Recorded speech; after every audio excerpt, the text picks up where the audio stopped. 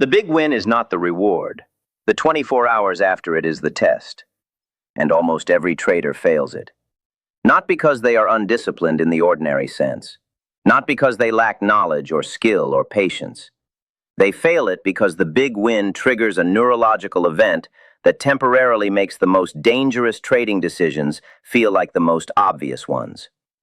And nobody warned them that the moment they were most likely to destroy what the win built was the moment immediately after closing it. Listen carefully. The number one mistake after a big win is not what you did in the trade, it is what you do next. They book the win. They feel the rush, genuine, earned, real. They open the next chart. Everything looks like a setup. They size up. They double what they would normally risk. Sometimes they triple it, because it feels different now. They feel like they understand the market in a way they did not yesterday. They enter. The trade moves against them. The position is 3 times their normal size, so the pain arrives 3 times faster. They exit early, before their stop, because the number falling is unbearable at this size. They open another chart. They enter again at the same inflated size, trying to recapture what the first trade gave them. And within 48 hours, a significant piece of what took them weeks to build is gone. Not from bad analysis, from the chemical event that a big win produces in the human brain, and what that event does to the rules a trader spent months learning to follow. This is not weakness. This is biology. And understanding it is the only thing that stops it. The mistake is not overconfidence in some vague, general sense. The mistake is one specific decision made in a specific neurological state. Immediately after a big win, traders increase their position size, the amount of money they risk per trade, far beyond what their system permits. Position size, if you are new to this term, is the amount of capital placed at risk on any single trade. Most disciplined traders keep this at 1 or 2% of their account per trade. After a big win, that number quietly doubles, triples, or disappears entirely. And because the win created the feeling that the market has become readable, the next trade feels certain enough to justify the larger bet. It is not certain. It is never certain. The market has not changed.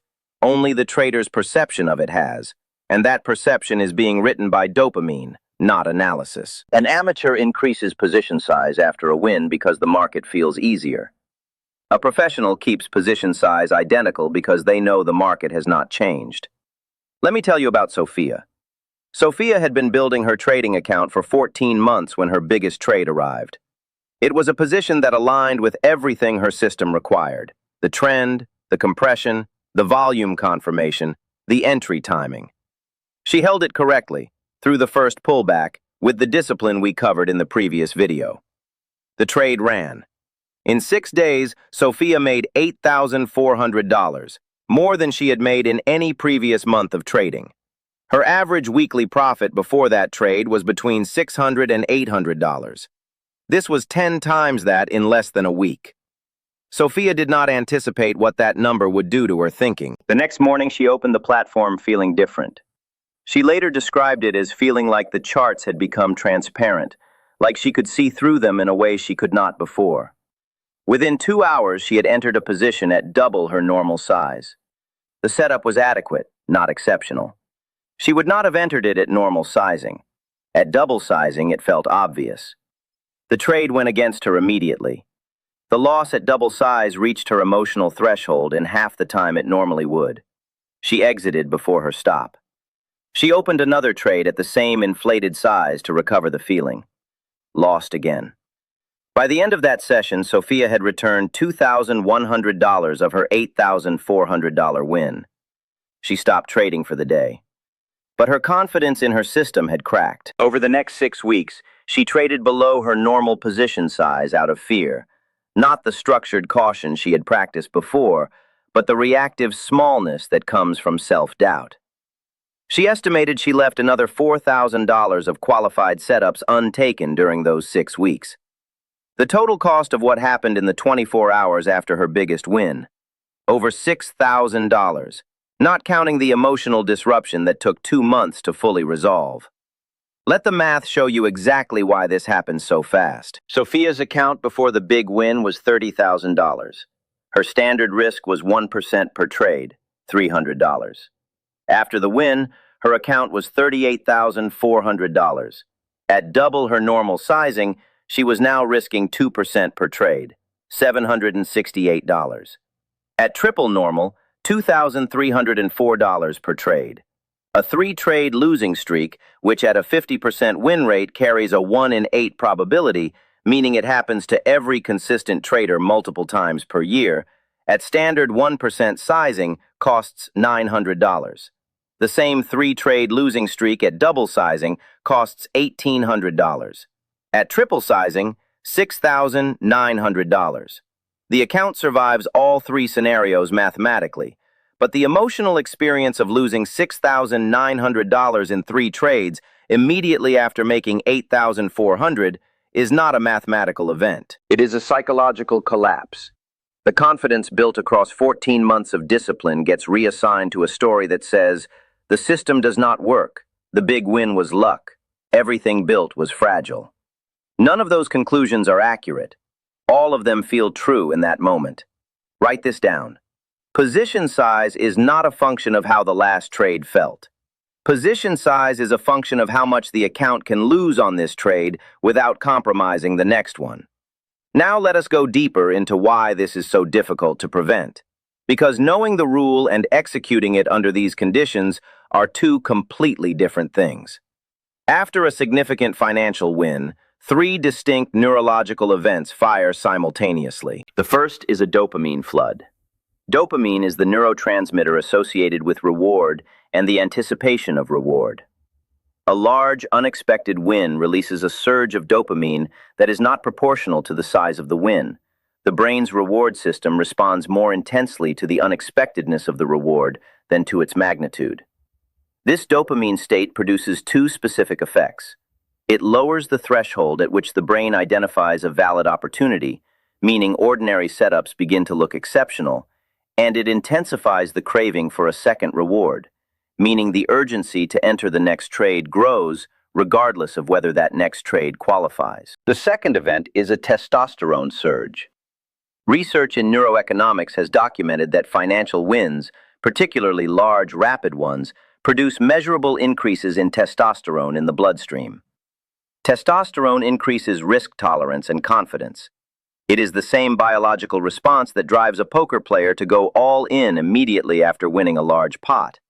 It is not metaphor. It is a hormone flooding the decision-making system at exactly the moment that system needs to be most careful. The third event is what behavioral economists call the house money effect.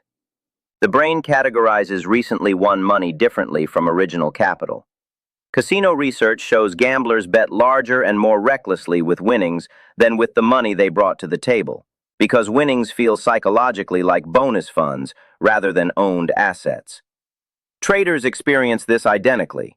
The $8,400 Sophia made does not feel, in the moment after closing the trade, like 14 months of disciplined work expressed in account equity.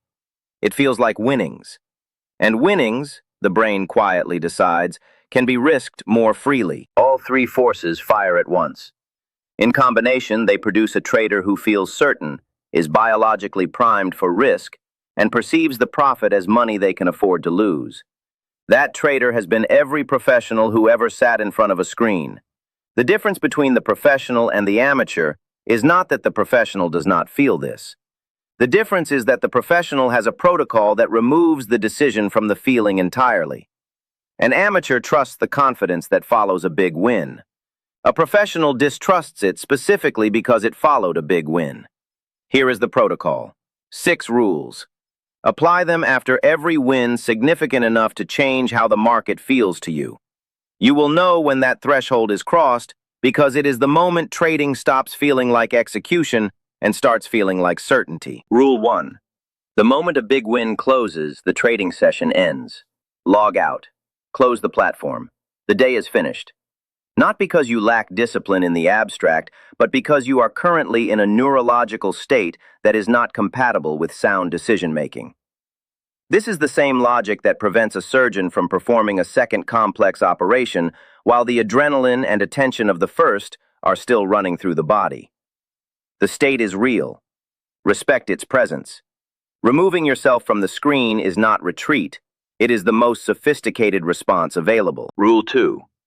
Before you open the platform the next morning, write your standard position sizing calculation before you look at a single chart. The same formula you used before the win. Percentage of current account, dollar risk per trade. Write the number, post it visibly. That is your sizing for every trade until the account grows enough through the natural application of the percentage formula to justify a larger dollar amount. The win does not change the percentage. The win changes the account balance. Let the formula do its work from there. Rule 3. The next setup must qualify on every criterion in your checklist, not most, not almost all, every single one. After a big win, the brain begins seeing setups in ordinary price movement. Every candle becomes a candidate. The checklist was built during a calm, analytical state for exactly this reason. Not for ordinary sessions alone, but especially for sessions that follow extraordinary ones. Trust the checklist over the feeling, every time, without negotiation. Rule 4. Before entering the next trade, read your entry reason aloud. Speak it as a complete sentence before clicking anything. Not in your head, out loud. Speaking a decision engages a different and slower evaluation process than thinking it. The additional seconds between intention and execution are enough to interrupt the automatic, state-driven entry that follows euphoria. If you cannot say the reason aloud without it sounding reasonable, it is not reasonable. Rule 5. Do not share the big win publicly before your next trade. The moment you post the result, you create an audience for the next performance. You are no longer executing a trade, you are proving something. Proving something and executing something are not the same cognitive task. The performance pressure produced by a public win is one of the most reliable predictors of oversizing on the trade that follows, because the brain is now trying to demonstrate rather than operate. Keep the win private until the next trade is taken at standard sizing and closed on its own terms. Rule 6. Journal the big win in full, not as celebration but as forensic documentation.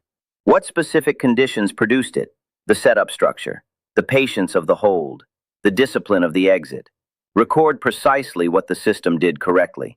Because the next time you feel the urge to deviate from the system that built the result, that journal entry is the evidence you read before making the decision.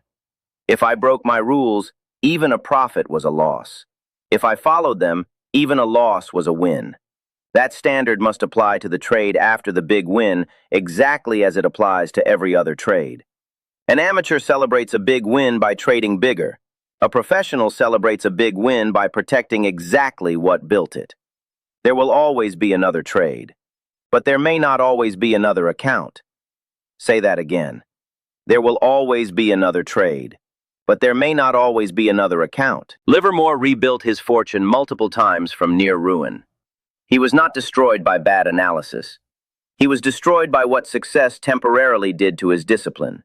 The same event, the same neurological chain, that happens to every trader who makes a significant win and then immediately decides the rules that built it no longer apply. He identified this pattern himself. He wrote it down.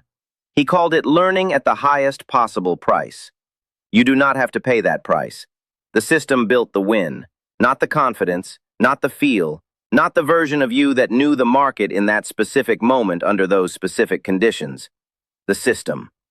Return to it immediately, at the same sizing, with the same standards, in the same disciplined patience that produced the result. The moment you abandon the system to chase the feeling it created, you are no longer a trader. You are a gambler with a good memory. Discipline built the win.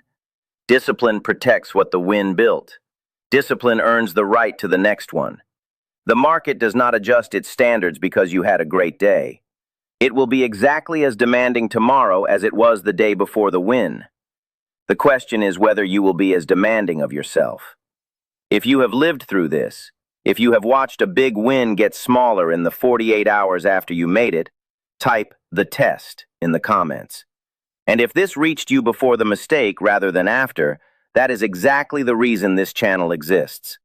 Subscribe now because the next video builds the complete post-trade review system, the process professionals run after every single trade to make every session more disciplined than the last. The win belongs to the system. Return to it every time.